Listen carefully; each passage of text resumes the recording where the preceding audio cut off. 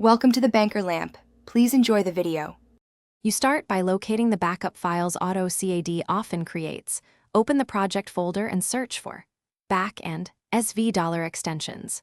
Once found, make a copy of each so you don't overwrite originals and rename. Back to DWG if needed. You should also check the temp folder for recent autosaves. This gives you multiple recovery points. Make sure to record the last modified date to pick the most recent version, because choosing the newest timestamp increases the chance of full recovery. Next, you convert and recover. Rename the back file to DWG and attempt to open it in Autocad. If that fails, use the recover command from the command line to force a repair. This runs checks and rebuilds corrupt sections. Once recovered, run audit and select yes to fix detected errors. If multiple linked files exist, follow with recoverall to repair external references. This combination repairs data integrity and restores layers, blocks, and XREFs reliably.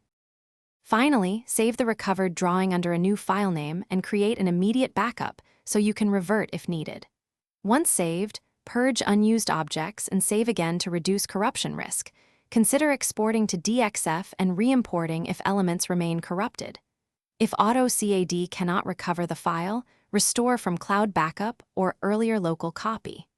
One key troubleshooting tip: if opening still fails, try opening on a different machine or older Autocad release. Sometimes. Thanks for watching. If this was helpful, leave a like and consider subscribing. See you next time.